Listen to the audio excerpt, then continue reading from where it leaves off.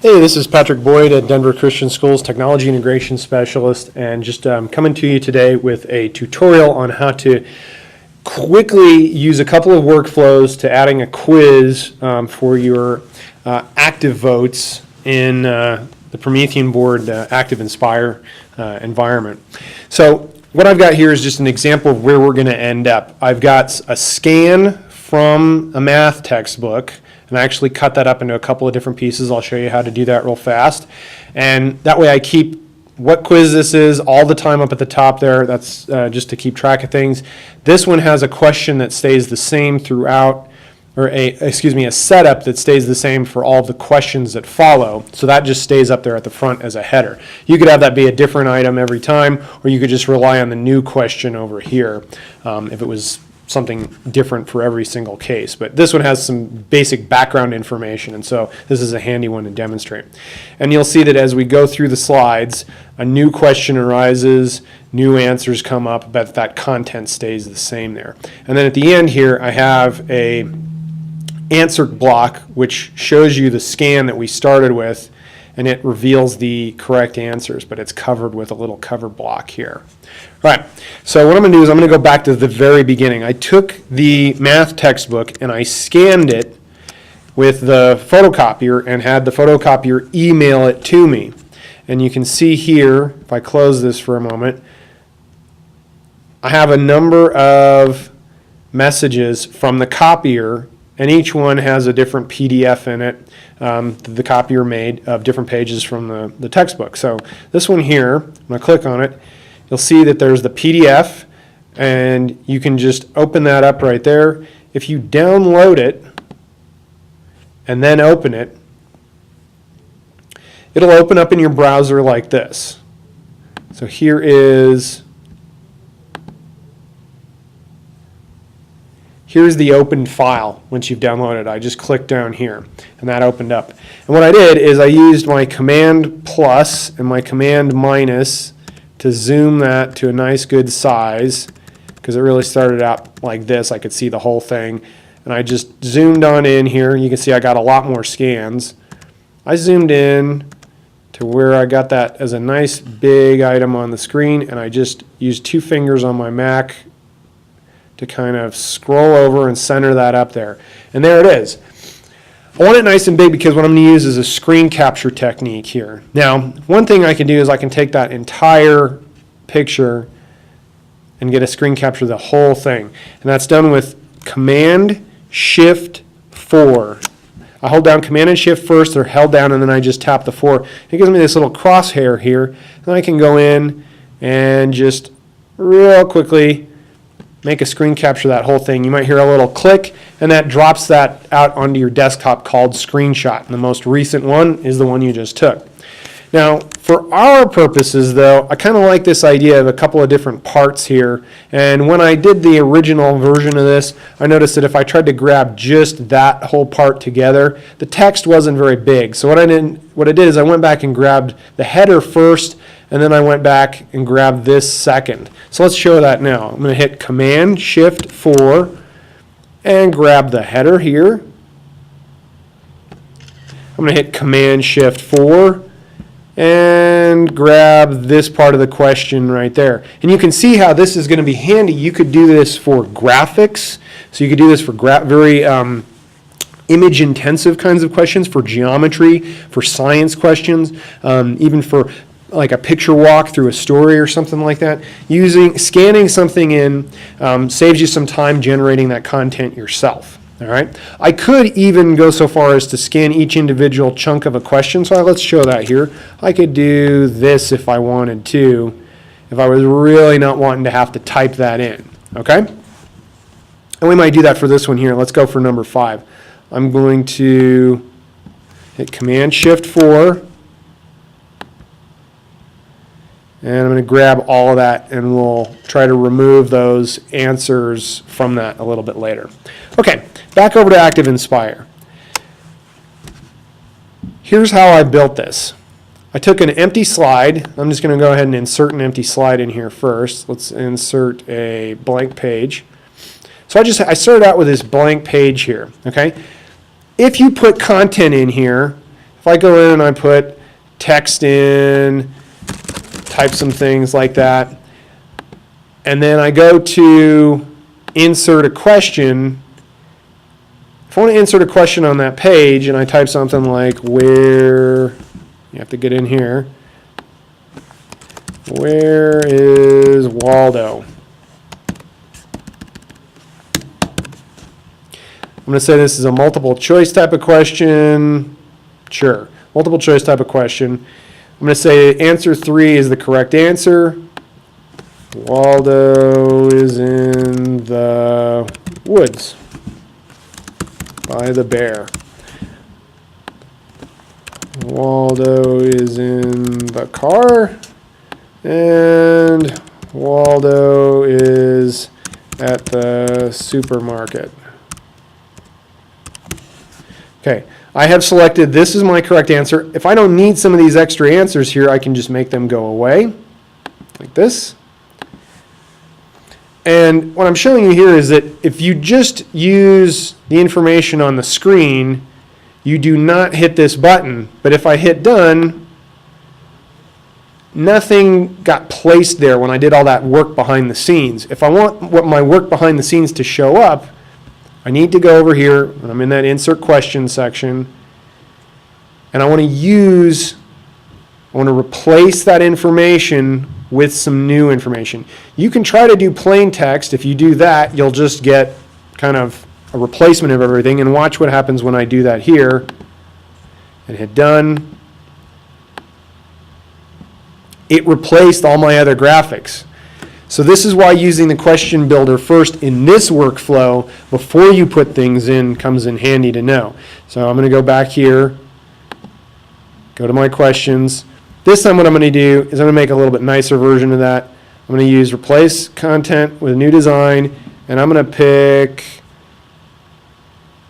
a nice graphical one here. You can see we got some neat options here. I've only got 3 answers.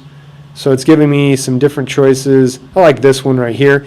A, B, and C, those match. You'll see some of these sometimes show up as 1, 2, and 3. There's 1, 2, and 3. And here's A, B, and C. Since A, B, and C matches a lot of our Activotes, I'm going to go and pick this one and hit apply and hit done. And you'll see there it is. It filled those in. Now, I really want that header on here, so what I'm going to do is I'm going to show you how to add that. I'm going to go into the design mode. I'm going to turn our snowflake to red, which is going to let me pick this. I'm going to go to my selector. I'm going to pick this and delete it. I'm going to pick this one, kind of move it down here. And I'll show you now how I brought in that other header. I went to Insert, a Media.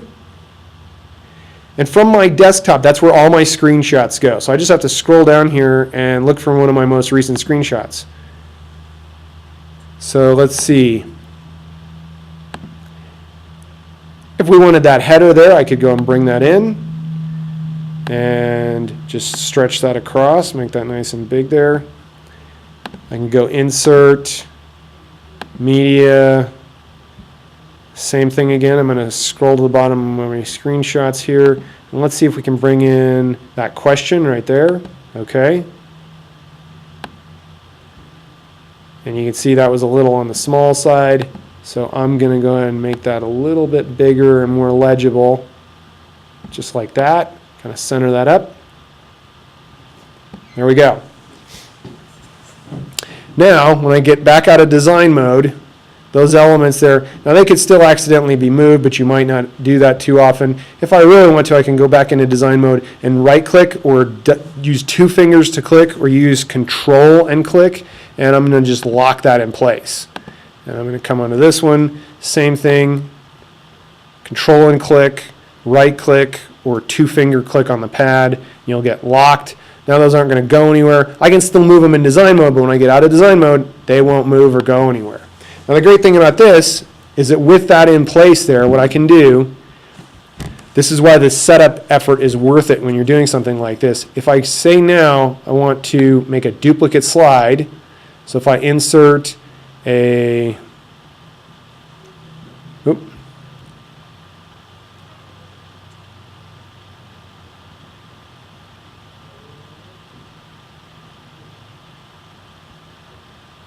Now, what I want to do, let's see, insert a page. There it is. Not desktop snapshot. What I can do here is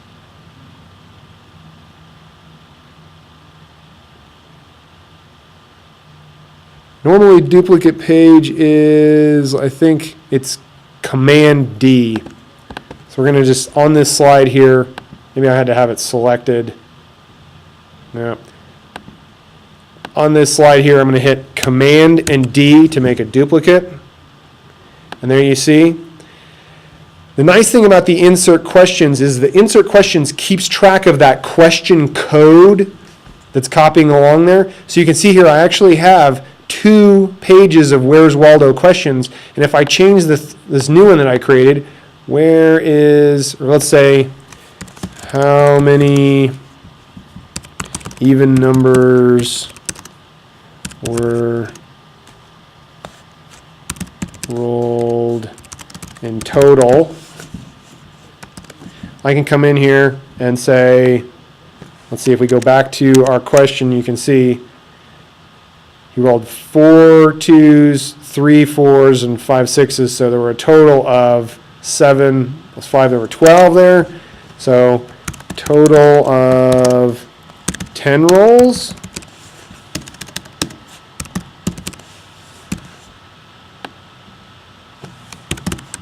Total of 6 rolls. I'm going to add a new question here. Total of 8 rolls. Now let's go and make that the correct answer. 12 rolls.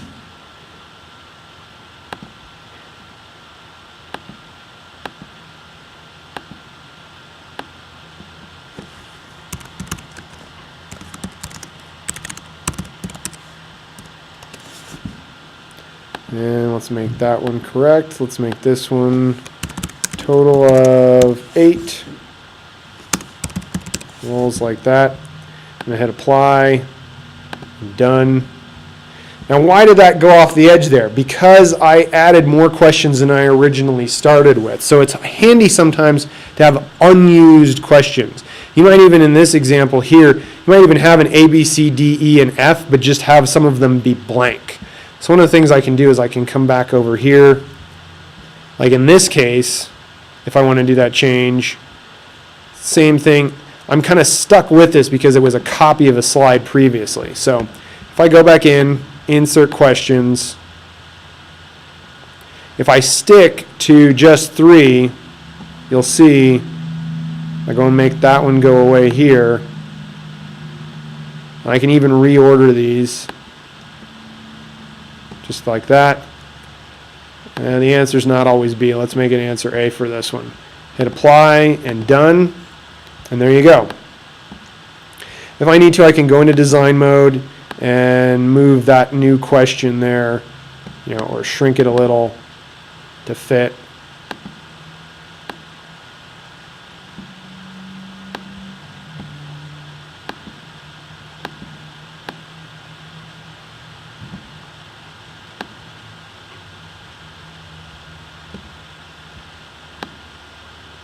Just like that.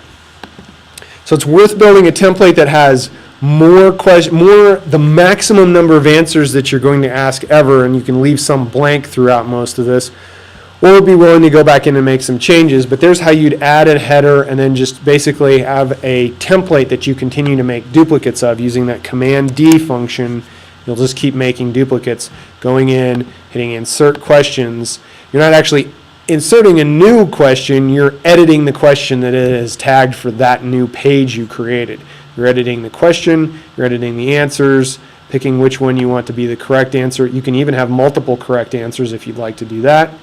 And then hitting done and apply, or apply and done. So that's one workflow. Let's just real quickly show another workflow. I'm going to close this out. Don't save. Another possibility is this. Say, for instance, you don't have quite this much time, and the fastest thing you can do is just make a quick scan and get started that way. Here's how that would go. Down here, I'm going to go ahead and insert a page after this one. So here I'd start on a blank page, and I would insert that that snapshot of the entire scanned image. So again, back here, how I did that was that Command-Shift-4, got that entire thing. Let's insert that real fast here. I'm going to scroll down on my desktop to find that latest screenshot. There it is. There it is. Okay. I'm going to go ahead and expand that.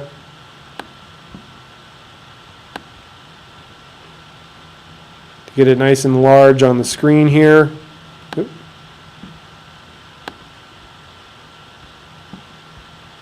And I can run the entire quiz off of nothing but this one page if I wanted to. I would go in with some shapes and just black out the answers like that.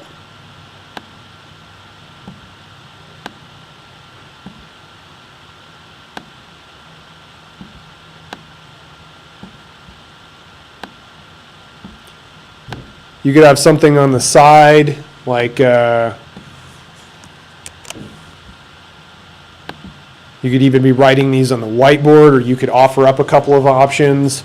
Again, with the Activotes, you have to provide something already. These are not like the active expressions where they could type in a literal answer that they find themselves that you don't have to have provided as a multiple choice. But in here, we could have some options. I might even add those in as text box options, like here. We could go to insert a little text. You know, you could say,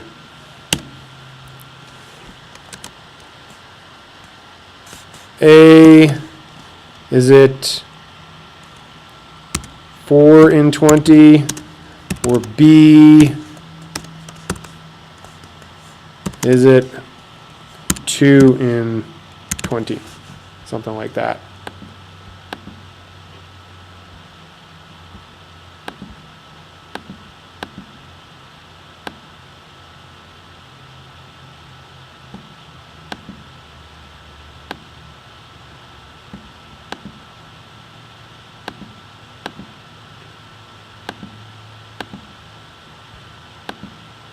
Text is a little tricky to manipulate sometimes.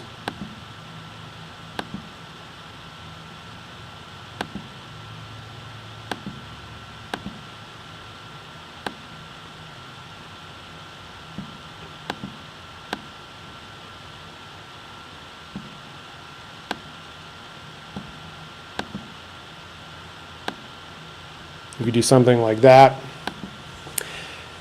You could do that for each one of these. Again, if you want to make sure maybe that your background stays put, you're going to use that lock function. We'll go into the design mode. 2-finger lock that right there. 2 fingers on the pad, or right click or control and click gives you that option. All right, so once I've done that, I'll just use the quick quiz function right here.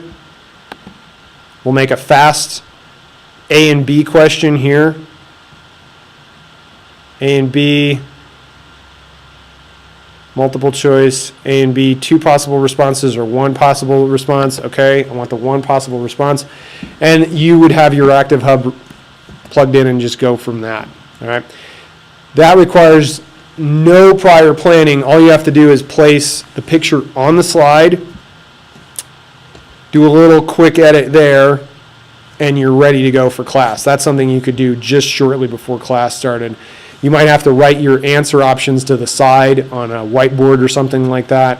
If you had time to do this, you could do that real quickly.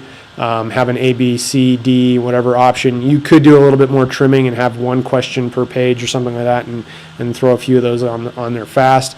The idea would be that you would not pre-build the quiz with the insert question option, but you would rather just use that on-the-fly quiz making button. And each new question you created with this, it would just continue to log those things in your quiz setup over here. So those are 2 ways to make a quick quiz.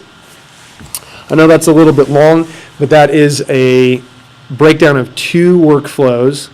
One sort of quicker, less pre-planning, but still needs a little bit of effort to scan the image in, and the other, again, using some template building, that once you've built the template, you can just cruise after that, adding question after question. Hope that helps. Take care and good luck with your Activote quizzes.